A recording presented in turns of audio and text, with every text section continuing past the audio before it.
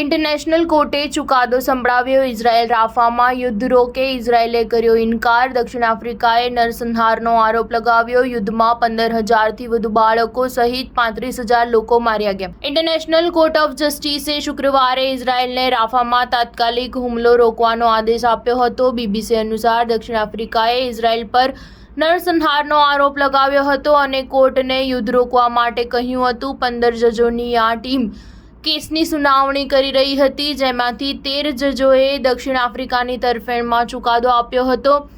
જો કે આઈસીજે પાસે ચુકાદો લાગુ કરવાની સત્તા નથી. આરોપોને નકારી કાઢતા ઇઝરાયેલે કહ્યું છે કે તે કોર્ટના આદેશનું પાલન નહીં કરે.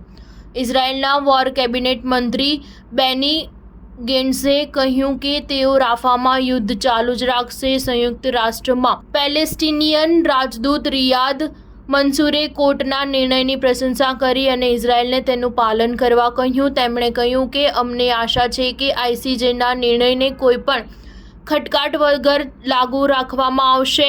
હમાસે 7 ઓક્ટોબરે ઇઝરાયેલ પર હુમલો કર્યો હતો. તેણે ઇઝરાયેલ વિરુદ્ધના પોતાના ઓપરેશનને અલ અક્સા ફ્લડ નામ આપ્યું છે. તેના જવાબમાં ઇઝરાયેલની સેનાએ હમાસ વિરુદ્ધ સ્વોર્ડ્સ ઓફ આયર્ન ઓપરેશન શરૂ કર્યું. હમાસના મિલિટરી કમાન્ડર મોહમ્મદ ડેઇફે કહ્યું, આ હુમલો ઇઝરાયેલ દ્વારા જેરુસલેમની અલ અક્સા મસ્જિદની અપવિત્ર કરવાનો બદલો છે. ખરેખરમાં ઇઝરાયેલ પોલીસે એપ્રિલ 2023માં અલ અક્સા મસ્જિદ પર ગ્રેનેડ ફેંક્યા હતા. તેમજ હમાસના પ્રવક્તા ગાઝી હમાદે અલ હઝીરાને કહ્યું, આ કાર્યવાહી તે આરબ દેશો માટે અમારો જવાબ છે જે ઇઝરાયેલની નજીક વધી રહ્યા છે. હાલના દિવસોમાં મીડિયા અહેવાલોમાં દાવો કરવામાં આવ્યો હતો કે સાઉદી અરેબિયા અમેરિકાની પહેલ પર ઇઝરાયેલને એક દેશ તરીકે માન્યતા આપી શકે છે. સ્ટાર ન્યૂઝ 7 હંમેશા સચ્ચાઈની સાથે.